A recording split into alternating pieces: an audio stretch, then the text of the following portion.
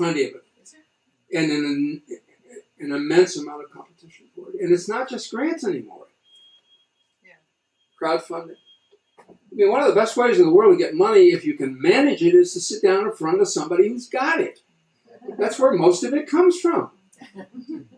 Most of the money that is used within our sort of realm, the public, I mean, the sort of non-business realm, let's put it that way, comes from wealthy individuals, or individuals who are there who are willing to be persuaded by your presentation to give you money. And that's the best way in the world to get money. And it's much more than grants.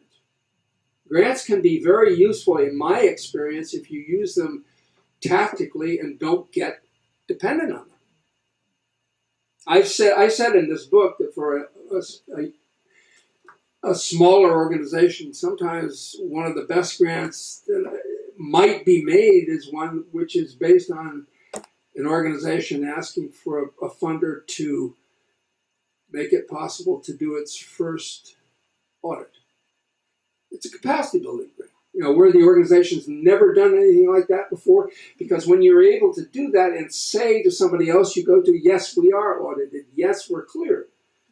And it's amazing how rarely that gets thought about by nonprofit organizations, and it's rarely an organization that says to itself, you know, hey, you know what, maybe we can. I worked for a foundation in Santa Fe and did work up in North Dakota, in South Dakota, in Indian country. And we had that conversation one day with a brand new program, which was I think it's up into high school now, but it was a preschool for Native American kids.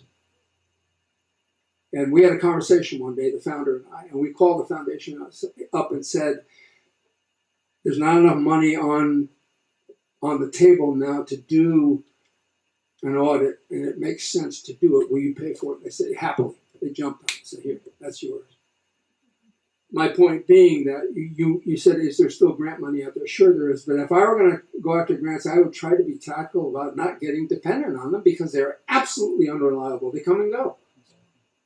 You know, and the other thing, I work for a foundation that makes millions of dollars of grants a year, and I always said when we had the conversation about a prospective proposal, you got to understand something about us. If you get 3 years of funding out of us, you're doing extraordinarily well.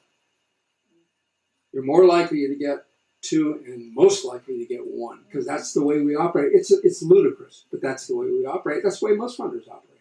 Institutional funders. The money comes and goes, comes and goes, comes and goes.